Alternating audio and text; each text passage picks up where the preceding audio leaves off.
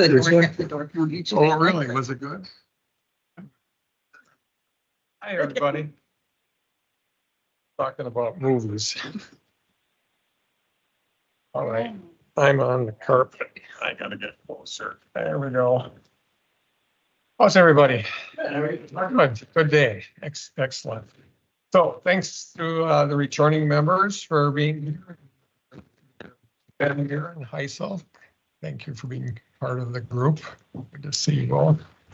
Obviously, it's an important meeting. We're going to be reviewing the major projects. And also, I just have to say and thank everybody at the table here for the fourth year in a row. We had an increase in transportation funding in the last 4 years, so or 4 terms. So thank you so much for that. And I'm going to turn it over to Secretary. Great. Thank you so much. It's really a pleasure to be with you here today to discuss some of the most impactful transportation projects and studies that we have here in Wisconsin. And on behalf of the department, I really want to thank the TPC members for your service. Our team is going to highlight some major projects going on right now to improve the overall transportation condition. Major projects do focus on safety, they focus on operational improvements, but they also typically occur in corridors where the infrastructure is near the end of its useful life. These projects fund the costly replacement of degraded pavement and bridges that would otherwise have to be funded by the State Highway Rehabilitation Fund. WSDOT has found that about 50% of the cost of typical major projects would have to be absorbed by the SHR program in the absence of defining a major project. So major projects give us the flexibility to continue to fix what we have through the SHR program. Major highway projects are among the largest and most expensive projects that WSDOT manages, and yet the safety, operational, and economic benefits far exceed their cost. To ensure this remains the case, we are vigilant in our approach for evaluating project enumeration and study recommendations. That's why we're asking you to consider the department's recommendation to advance 2 projects to the environmental study phase.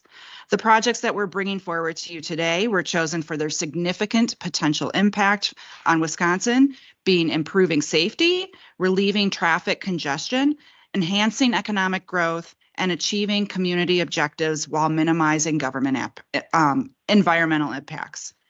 And as we reflect back to last year, when we met in December of 24, we're very pleased that you chose to advance 2 projects, being the 3990-94 Madison to the Dells, as well as 51 North Highway 30 to the 3990-94 in Dane County.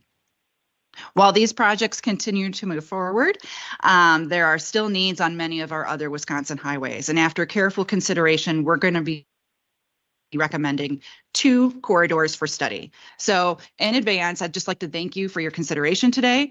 I realize that we forgot an important step here at the beginning, which was the minutes. Did we need an approval for that to move forward? Roll in the minute. Okay, yeah, let's go back real quick. Yeah, I got excited. Yeah. Yeah. All right. Are we ready for roll?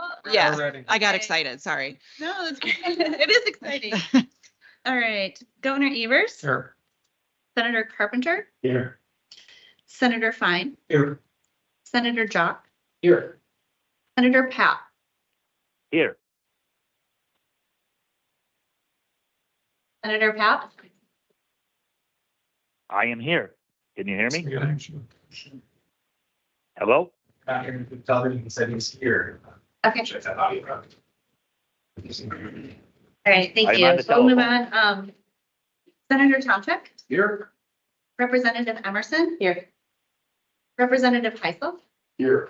Representative Crew. Here. Representative Spiros. Here. Representative Vandermeer. Here. Director Bustler. Here. Mr. Hannah. Here. There, we heard you. Mr. Serby. Here. And Secretary Boardman. Here. So, yes, I would move adoption of last year's minutes for the TPC Commission. a motion. Do we have a second? Second. All those in favor of approval of the minutes, signify by saying aye. Aye. Aye. Opposed? Sorry. Opposed? Opposed? Motion carries. All right, Okay.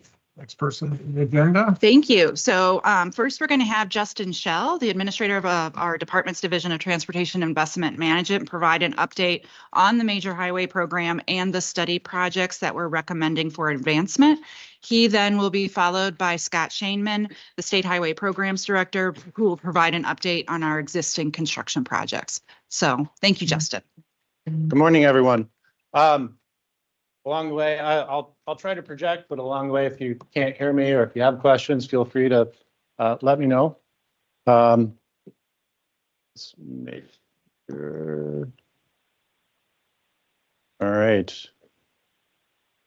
I did check the batteries on this, so. Well, I think, Ben, if you can just move on to the next slide and just kind of watch the transition though. Okay, so we're going to go through the meeting agenda here real quick. This is a year where we're looking at, let's see, there we go, perfect. This is a year where we're going to be looking at study projects, as Secretary Boardman said. So we're going to give a high-level overview of what the roles and responsibilities are for the TPC so that you understand that process. We'll also give some background information on how we select those candidate projects. And if you're following along in your binders, you'll see in section 3, there's some additional background information on statutory authority, things like that.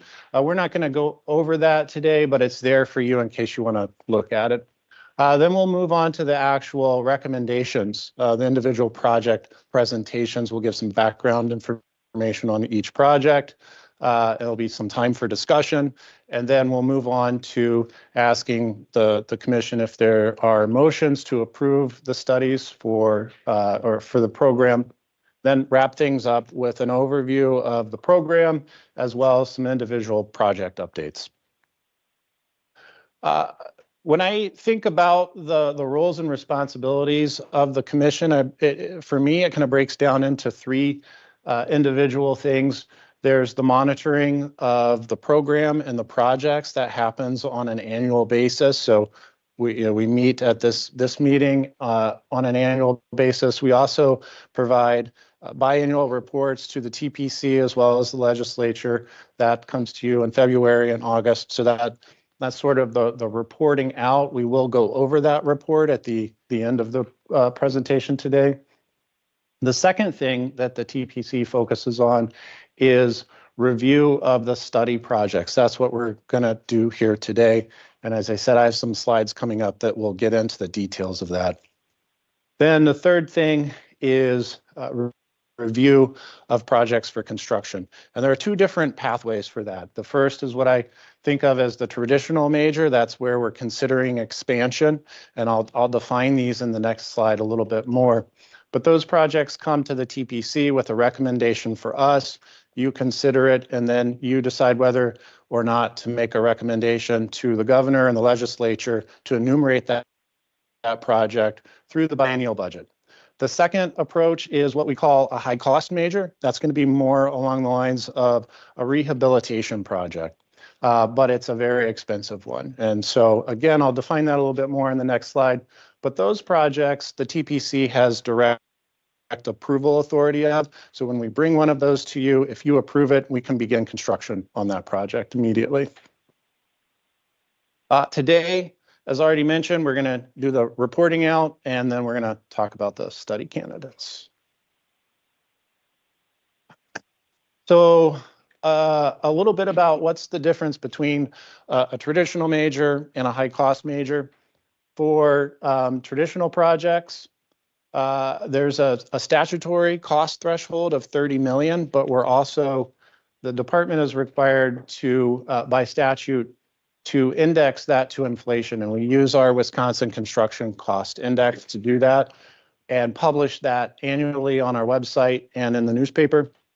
So currently that threshold is at 53.8 million, and it includes any kind of what you would think of as expansion on the system, you know, based on certain thresholds. So we're either building a new road, we're adding capacity by adding lanes, or we're converting an existing roadway to up to freeway standards.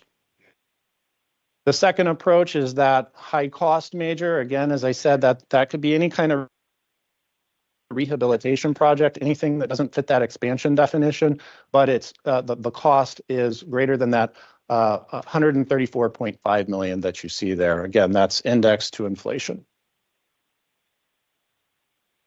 So how the way that we come to identify these candidate projects, we're always engaged in some type of planning, right? We're collecting condition on our infrastructure, bridges, pavements, traffic levels. All of that goes into an annual planning process where we're identifying needs on the system, and we're looking for locations where we have, we have capacity issues and safety issues, because oftentimes when we have both, right, there's a causative relationship there.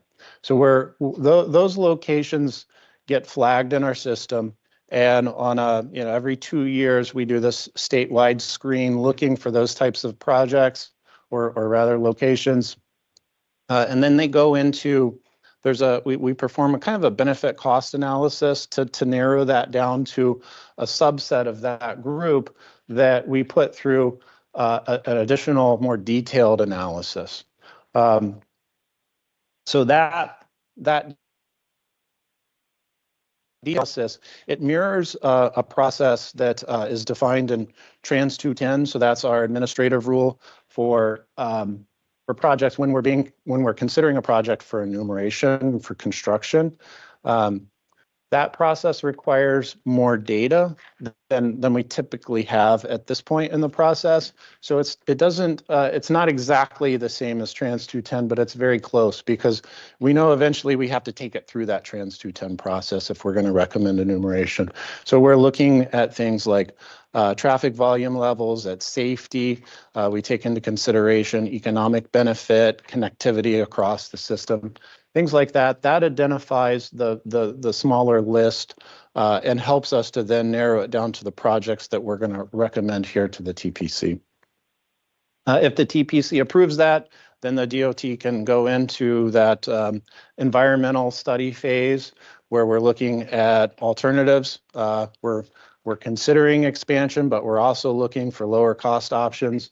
And what comes out of that, it may be a construction project that includes construction, but I just want to kind of emphasize we're evaluating all options in that environmental study. Once we complete that, if the recommendation includes expansion, then we have to come back to the TPC, right? And so that's when we would come to you with a recommendation for enumeration for that traditional major. Again, we're sitting here in steps 2 and 3 today. So let's move on to maybe a little bit. I kind of covered some of the stuff that you're going to see here already, but just in the current analysis that we did, we're analyzing those candidate projects, looking at safety, travel time delay, business benefits, route connectivity, and that approach was used on the 9 corridors that the Secretary provided in a letter to the TPC back in, I believe it was mid-October. So we received a letter and identified the 9 corridors from that list we're recommending to today. So here's just a quick look at that table that was included, and the map was included in the letter that Secretary Boardman sent to. And today we are recommending additional study on the I-94 corridor in Waukesha County and the US 53 corridor in Eau Claire and Chippewa counties. So the next couple of slides, we're going to go through information on the individual projects. I'll also quickly note that, again, if you're following along in your binder, in section 4, we have these same slides. But at the end of the sections where we have the specific project slides, there's an additional handout that's like a 1-page handout that has more background information on the project if you're interested. So I-94 Waukesha, this it's a 27-mile long corridor running between Willow Glen Road in the west and the Zoo interchange in the east. It has 14 interchanges. It's mostly 75 or 70 miles per hour along the corridor. Looking at traffic, and you can kind of see here on the map, we've broken it up. So in the far eastern portion, or I'm sorry, the far flipped around here. In the eastern portion here, we have 8 lanes going from about Moreland Road up to the Zoo interchange. In the middle there are 6 lanes, and then from County Highway SS out to the western terminus there, it's 4 lanes. So that far western portion, the traffic volumes that we're seeing are anywhere from 60 to 74,000 vehicles per day. And it's interesting to note that that's the highest volume on a 4-lane freeway in the state. And then the stuff on this side of the corridor, we see ranges between 115 to 142,000 vehicles per day. As I mentioned, we're also looking at safety across these corridors, and we're also, again, always engaged in evaluating our facilities. So we were doing a safety and operations study out here that allows us to dig into what are the safety concerns and the operational concerns. And that study identified 40 crash hotspots across the corridor. Many of them, or all of those crash hotspots, I should say, but there are other crash locations, but of these crash hotspots, all of these were at least 1 standard deviation above the statewide averages. And when we look at the causative factors for those crashes, it's typically related to congestion, sight distance, things like that, drainage. So when if we get into studying this project, we're going to be trying to further refine our understanding of what's causing those crashes and whether or not expansion helps us address that. Some other information here. You can see the picture. That's I-94 near Wisconsin 83. We're seeing a lot of delay, right, across the corridor. About 1 million vehicle hours of delay in 2024, and that causes travelers. It doesn't matter if you're a commuter, if you're transporting freight, or if you're just trying to get to a Brewers or a Bucks game. You're going to experience this delay, and it can force you to plan for an additional 30 to 70% of time to get through this corridor because it's unreliable. You don't know when you're going to hit a situation like that where you come around the corner and you have brake lights. I will pause there and I guess see if there's any. I wanted to stop at the end of each one and give the commission a chance to ask questions before we move on to the next one. Yeah.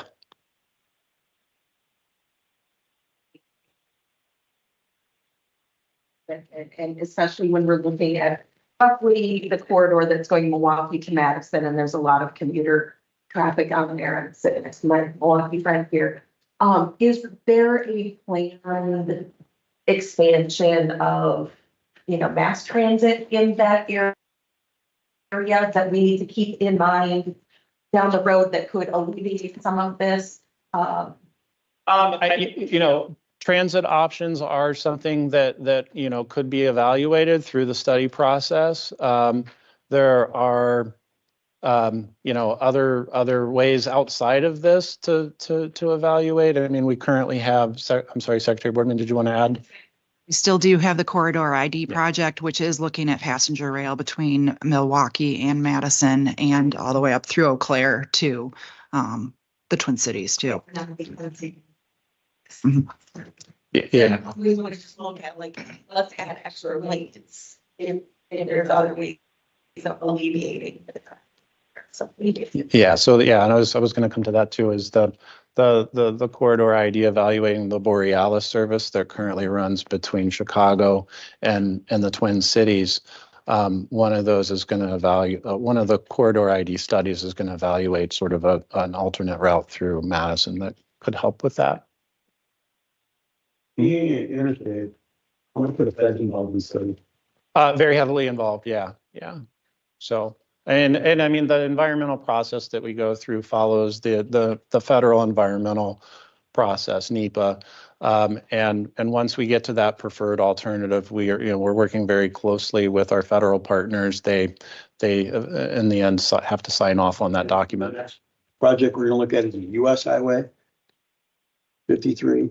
Are they involved with that the same? Yeah, level? any kind of, I mean, typically, anything that we're using federal funds on, FHWA is going to be involved in to a large degree. But also with these large projects like this, we typically have to do a federal financial plan for them if they're over a certain cost threshold. Sure. Allison?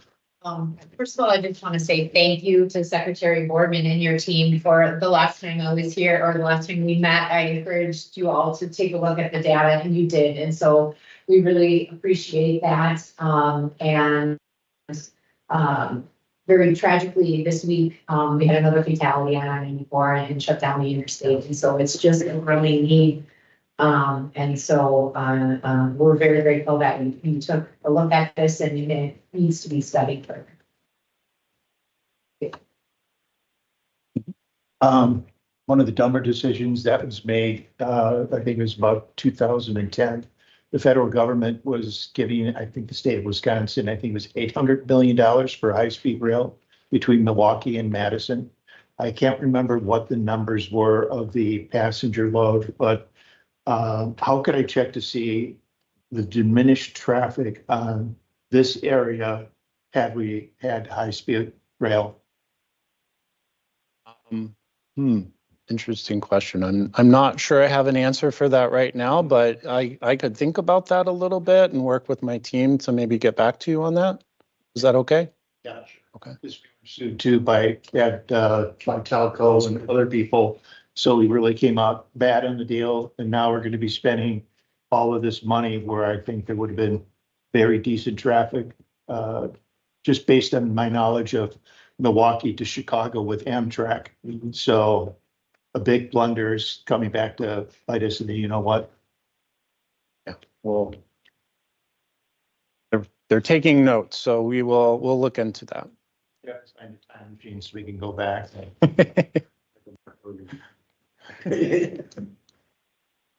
Any others? One Yeah, more question absolutely. That I promised folks back home, it's a little insider baseball, but whether it's project would be potentially funded from the majors or the southeast mega, and we see potential for both, or maybe the western part majors. And is my assumption correct that this would be part of the study would look at how best to tackle this, or constructability and things like that? Yeah, absolutely. So, I did not say it, but I should have. The last point here is that part of the study would consider ways to potentially phase the corridor improvements, right? And so that might be, there's a couple of different ways that might happen, right? We might enumerate the entire project and then have phases over a period of time, but it could come to the conclusion that, this portion needs to be done now and the other portion could wait. There's some concerns there. I think we'd have to have a talk with our federal partners because, and this gets into an area that's probably not my area of expertise, but you have to start thinking about purpose and need and gaps and things like that. So it'd have to be a discussion, but absolutely, we would be looking at the best way to approach improvements across the entire corridor and whether certain needs need to happen before others. And as far as majors versus megas, that really comes down to how much it costs, which is a function of what you decide to do. And so I'll cover this later, but the Southeast Mega cost threshold right now it's around $900 million. So we would, anytime we're considering expansion, we have to study it through the majors program. But when it comes down to the funding pot that we use for the construction, then it's a matter of, well, since it's in the Southeast region, if it's over that $900 million, it would be funded out of the Southeast Mega program. Yeah. Any other questions? Yes, this is Brad Paff. Can you hear me? Can anyone hear me? Yes, we Okay. can. Yeah. All right, thank you. So does approving this project, as far as moving forward with the study, does that include that you at the DOT will study and include in your study the rail corridor or not? Or are we just approving concrete? Sure. So I don't think we would be studying the rail corridor through this project. That study is happening through a separate process that's funded from the Federal Rail Administration. We have a corridor ID project that's funded by them that's studying that the rail aspect of whether or not we can add an additional route to Borealis, the Borealis service that would possibly go through Madison. I'm not asking about going through Madison. I'm just asking, we are being asked to approve as far as improving 94, and improving 94, there's nothing in regards to any portion as far as rail is what I just want to make sure I know what I'm voting for. There is no portion as far as rail. I mean, we would be correct. Yeah, at this point, we're just doing the we would be approving environmental study, and that environmental study would be focused on the pavement and the bridge needs across the corridor. Thank you. Thank you. Any reason that anyone would vote against going forward with the environmental study? I would make a motion to approve it now. I don't mean to cut off your presentation. Sure. There's no reason to, we don't need to be involved in analysis paralysis. That's just, that's a formal motion, Governor. Is there no one second consider that? Yeah, that was two. Is it? Do we have a second? I'm sorry. Okay, good. Thank you. Okay. Discussion? Yes, sir. Could you possibly go over with the Department of Transportation, the budget fund? I realized the governor mentioned that money had, I think this time, $200 million had been added to the DOT budget. Mm-hmm. What are the projections of what the revenue shortfall will be in the transportation budget into the future? And I noticed when you said we'd approve these projects, and I think it was 2035 or something like that, that it said if funds available. With the cuts on the federal level, Mm-hmm. I don't know if there's going to be a new change. I know the federal government won't raise the gas tax. They haven't done that since the 90s. So I'm a little worried about not having federal funds come in, and then how we're going to afford their, it's a good program. We need to have that. But I'm just worried about legislators in the future voting against tax increases when they know that these projects have to be done. Sure, yeah. And yeah, we have been engaged with our other state, other state agencies and the federal agencies talking about specifically the federal situation. Secretary Boardman, did you want to add something? Just wanted to mention that our best estimate for the actual study that we're talking about today for this particular segment is about 25 million. And we do for the study, and we do have the funds built into our budget to take on that work for the study. The overall transportation fund, I do think that that is a very important point and one that we can have, but I just wanted to provide context that the study itself, we're estimating about 25 million. And to be fair to the DOT, you don't know what any legislature or Congress is gonna do in the future. Correct. Yeah. And the way that we build our programs is based on, current program levels. And there's an assumption that we are able to maintain purchasing power. So if we can't, I mean, that's our real risk from a department is if we're not able to maintain purchasing power, then that impacts our programs.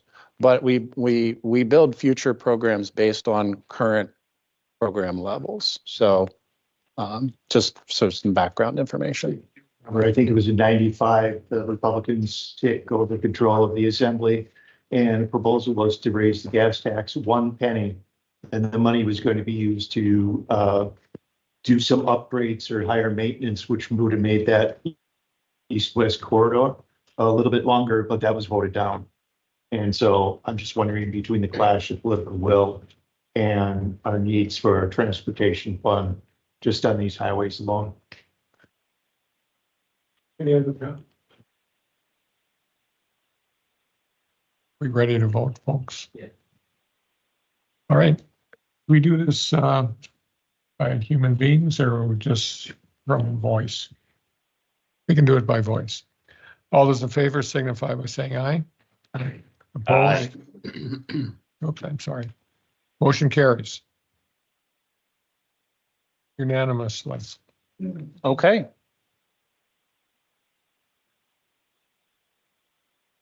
I Thank you will for that. move Yeah, on move on to to. US 53. Yes. So US 53 in Eau Claire, I'm gonna flip forward here in my booklet, if that's okay. A little behind.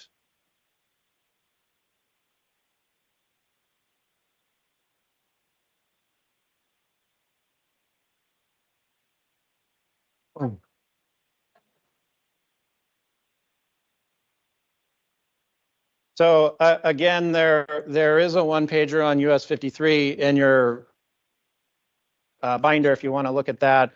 But this corridor, it's a 9-mile long corridor, again running across Eau Claire and Chippewa counties. It's in the south. It starts there at County Highway AA, and up to its northern end is Wisconsin 29. 9-mile corridor. It has 8 interchanges across that corridor. It's a 4-lane facility at 65 miles per hour across the corridor. Currently, the traffic volumes on this corridor range between 37 and 51,000 vehicles per day. But that traffic volume has been growing much more quickly than we had estimated. It's interesting to note that this corridor carries more traffic than the I-94 corridor. Just there, you can see to the south of it in Eau Claire County. Safety needs again exist throughout the corridor. Crash rates exceed the statewide averages. So total crashes are times the statewide average, with fatals and injuries 1 to 7 times above the statewide average. There's because there are 8 interchanges across the 9-mile corridor, there's a lot of merging and diverging. So there's a lot of conflict points if you think, people getting on and off. So some of that could be leading to the safety issues.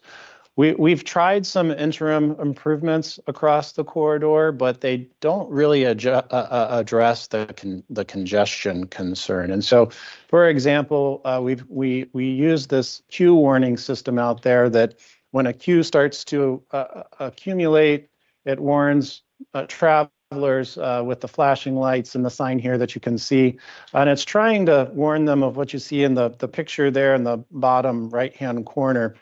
The challenge, of course, is as that queue gets longer and longer, it gets out into the main line. And you can see in the picture here, cars are starting to creep over into the shoulder to avoid being in the main line, because that creates, again, that dangerous conflict point.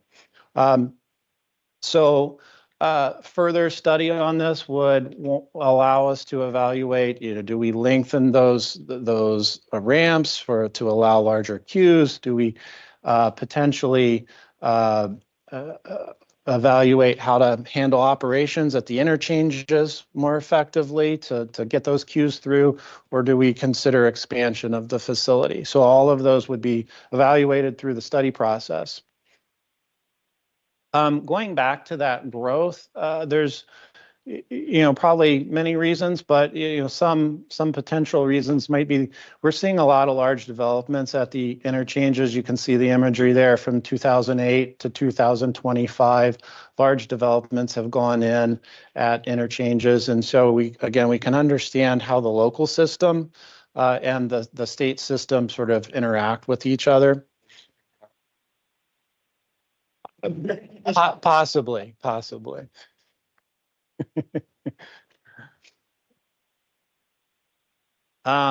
So that's all we have for US 53. Again, some time for discussion here. Sure, that's at 65 miles an hour. I'm not sure. There may not all be 65. We could double check that. I don't think they go 65. Just to the north, it's 70 miles an hour, north of 25. From 29 down to 94 and 65. Part of your inherent challenges there is the topography. I would say with this project, this runs right through my district, and this is the bypass of what was expanded about 20 years ago. Before, this used to run right through Eau Claire with stoplights every couple of blocks. And so we have all the people who are traveling north and all of the truck traffic too. And so on Fridays, it was in the summer, an impossible road to be under. We built the bypass about 20 years ago. That's where all that expansion came through. And it's really been a success story because Altoona has been able to really grow and increase. They just recently closed a TID for that area that puts $6 million. They're able to use $6 million for affordable housing. And so this is like the good piece of good transportation projects is it includes growth, and then we can use that tax base to grow other things. But there really are some problems with it, especially in the summer. The other problem with it is now that runs through Altoona, the first responder services need to grow as well, because they're really answering a lot more calls for accidents there that they never had to 20 years ago. And so, I'm sure this is all stuff that's taken in when we do a study, but this is sorely needed in this area. And I think it's a good project. And as a representative from that area, I have your support on this. Even though I'm not. Thanks so much. I'll make a motion that we approve this for consent. I'll second it. A motion and a second. Any further discussion? Hearing none. Going once, going twice. All those in favor signify by saying aye. Aye. Aye. Opposed? Motion carried. We are, Okay. So we covered those 2 points. At this point, I'll just move on to the review of the TPC report. So this is just going to be a quick summary of the August 2025 report. Again, your binder has these slides, but also I think in the one of the sections, or maybe part of this section, includes the full report in case you don't have a copy. These are all of our active construction projects right now. Not a whole lot has changed, but you'll notice here, estimates have shifted down a little bit. Both of these projects are at that point where we're starting to close them out. They're open to traffic. They've been open to traffic. We're closing out projects. And so that's why you're seeing those cost estimates go down. Eventually, we have a process for removing them from the reporting. And so we'll continue to track that as those projects move along. The other thing to note here is US 51 down here on the bottom. You'll see an NA there in the February 25 column. That was a project that we brought to the commission in December of 2024 as a high cost major. It was approved. And so in February, we did not have an estimate at that time. By August, we did. So we've included that. So you now will start to see that tracking going forward. Any questions on this one? It's coming in retrospect. Yeah, generally. And I mean, as you can see, there hasn't been a whole lot of change. Again, inflation will sometimes get us, but in general, it feels like inflation has cooled off a little bit lately as far as construction costs go. So This is Brad Paff. Can I just ask you on the I-39, 90, 94 bridges over Wisconsin River? You are in the process of doing that right now. How far along are we in that process? Yeah. The bridge itself is anticipated to be open to traffic at the end of 2027. The whole project itself is wrapping up in 2028. So started in 2024. Okay. yeah, and Okay, Scott's going to go through a project by project update here in a few minutes. So there will be some more information on the bridge project at that time. Thank you. Sure. Project, that'll answer my question. Okay, great. Yeah, and if not, just let us know. We can answer later. Okay. Moving on, this is the Southeast Mega projects. Again, I just wanted to share the quick definition on the mega since we didn't have that one at the beginning, but it's any project on a Southeast Wisconsin freeway, and that's defined by certain counties where that total cost is 500 million or more. And again, that's indexed to our construction cost index. So you see that number 900.7 million is the current threshold. Currently, we have 3 projects in this program, the I-94 North-South, the Zoo Interchange.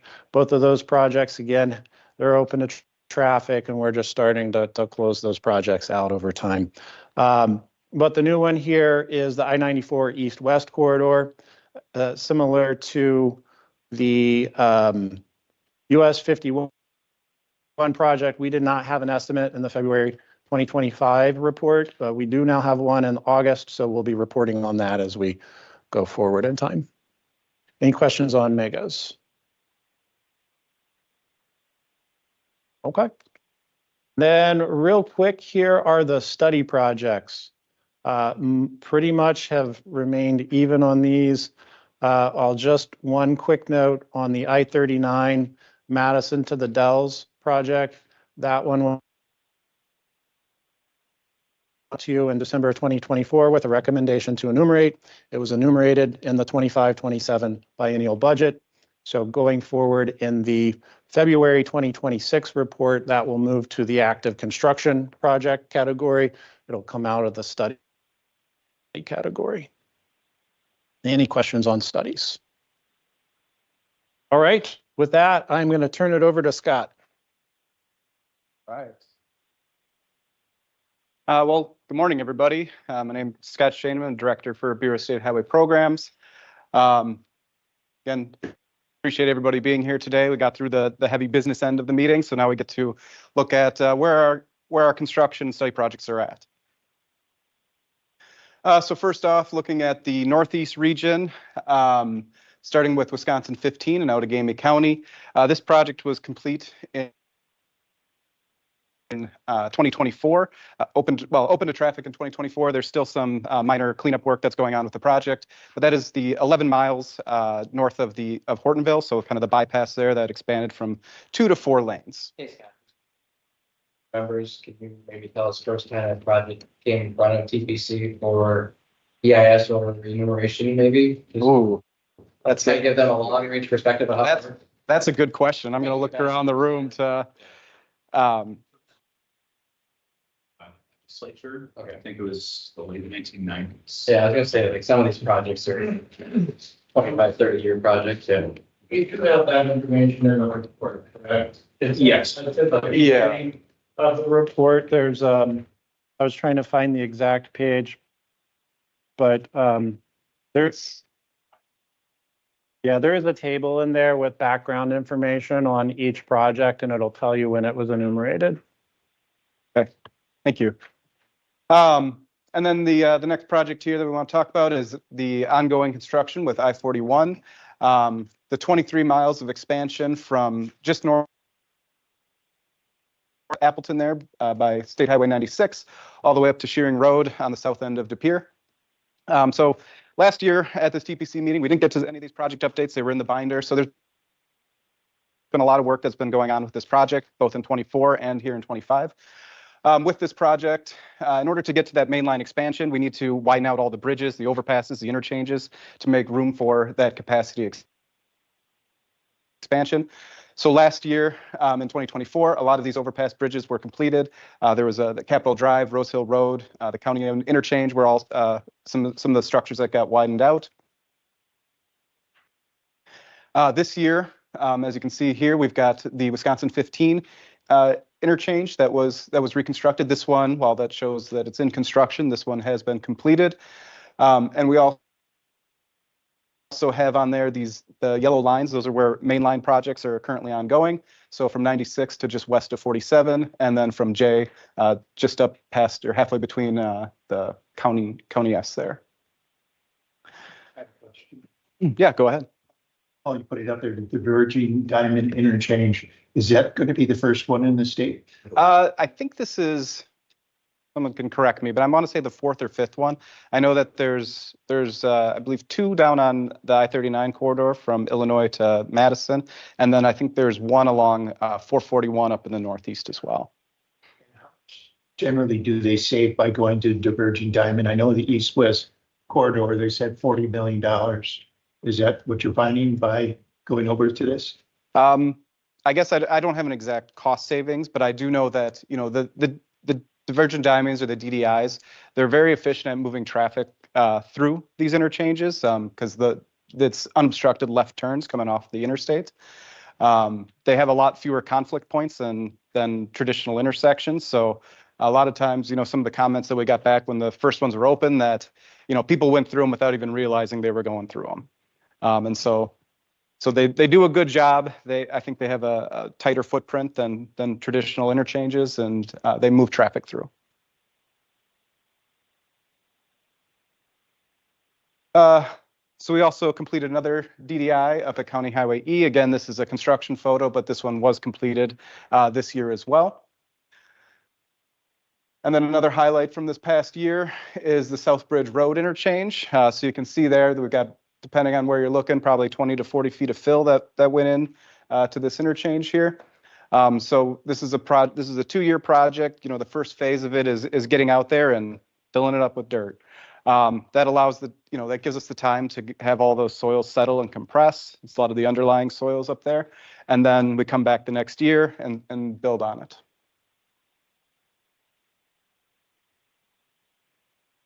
Overall, I-41, they're at about, I'm going to say 60% or so of the way through the design, the real estate, and the utilities. That's kind of an ongoing iterative process as, preparing each construction package as we move on down the line here.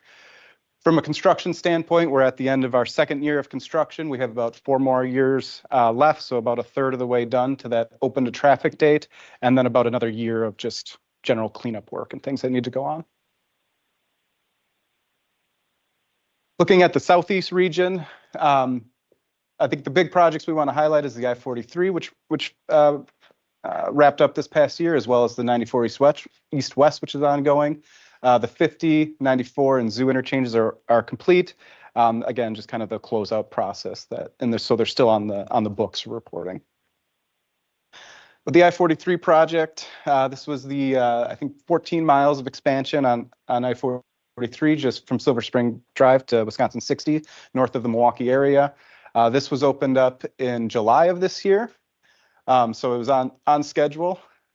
This project, the last couple pieces that needed to go with this was the southern end of the project, as well as the Mequon Road interchange. And the other thing to note with this project, there was a new interchange that was installed at Highland Road. So good to see another one be open and get used. And then lastly, for the southeast, we have the I-94 East-West project.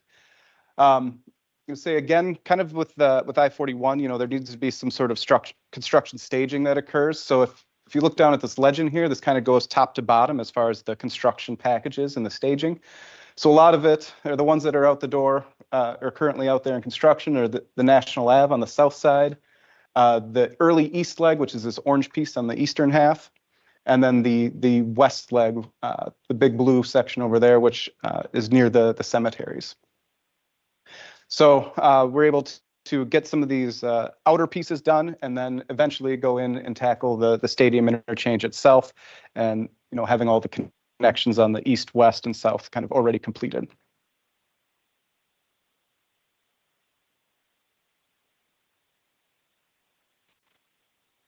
And lastly, going to the southwest region, a good deal of projects that are ongoing here. So starting off with Wisconsin River Bridges, as I said before, this project started in 2024. It has an overall completion date of 2028.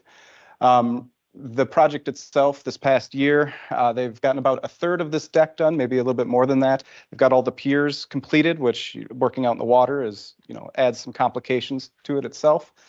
So this project, this next year, we'll be looking to finish off this northbound bridge or southbound bridge, and then flip traffic over to the new structure, demo the old structure, and kind of repeat that process. Some other highlights with this project that were completed this past year, there's the County Highway U and V bridges, which is the north and the south, that needed to get reconstructed to accommodate the new alignment of the main line. And also a retaining wall was put into place to protect the utility lines that are close to the bridge.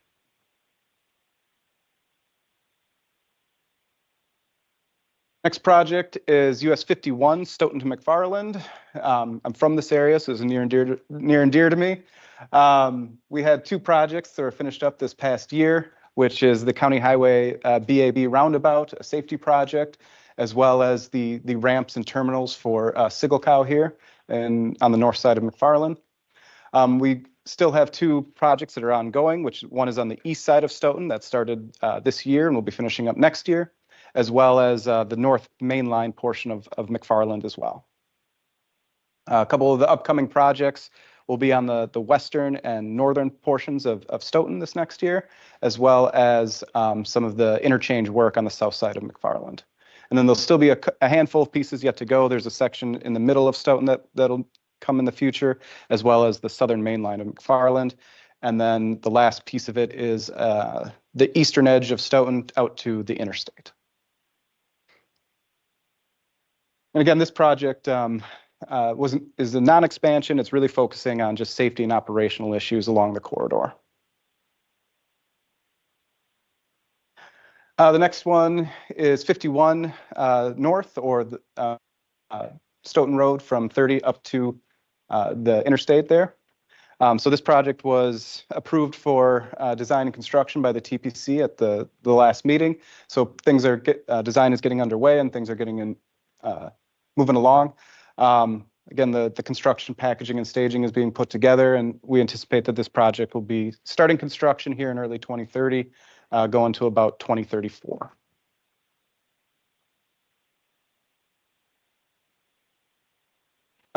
US 53, the La Crosse corridor. So this one is another one of those unique projects that has been on the books for quite some time.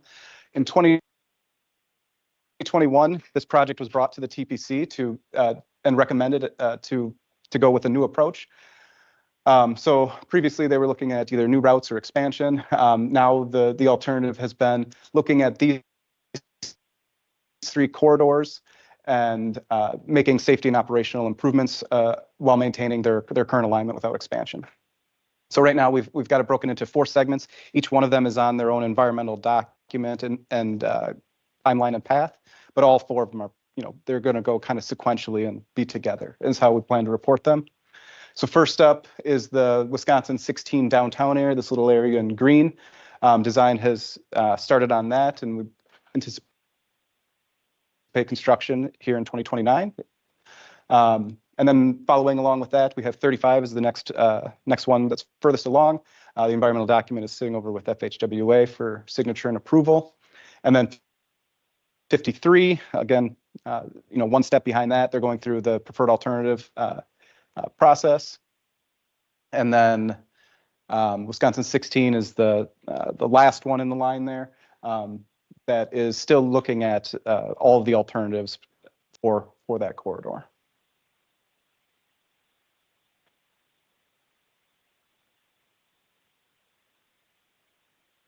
And then we've got I-39, 9094 from Madison to the Dells, the 67 miles of expansion from the Beltline interchange up to the Dells there, spanning Dane, Columbia, Sauk, and Juneau counties.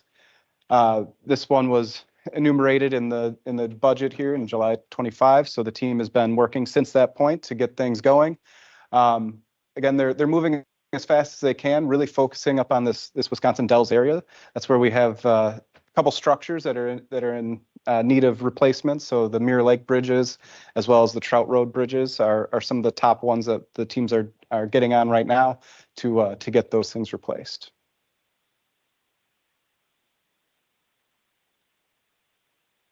Then lastly, the ongoing studies that we have. The top one here, the Madison Beltline, obviously one that's been in study for a decent amount of time.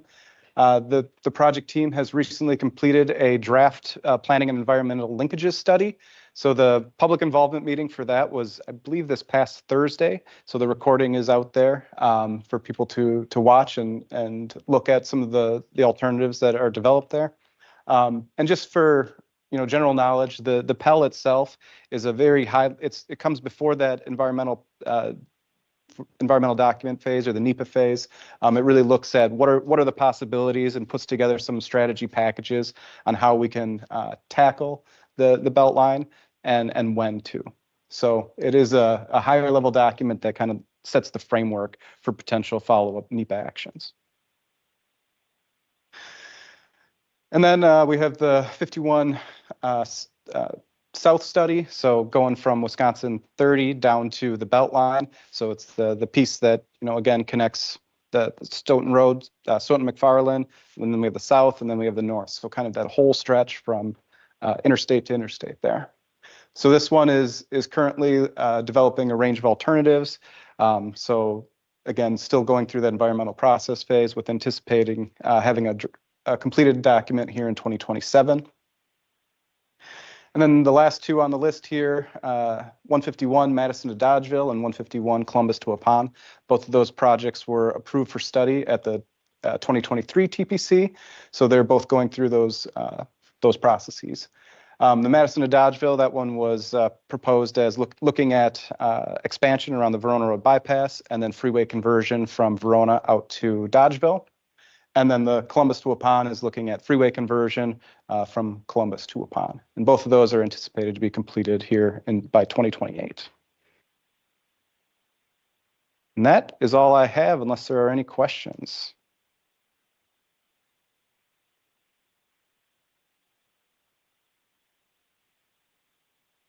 We're good, folks. I'll make a motion to adjourn. We have a motion and a second.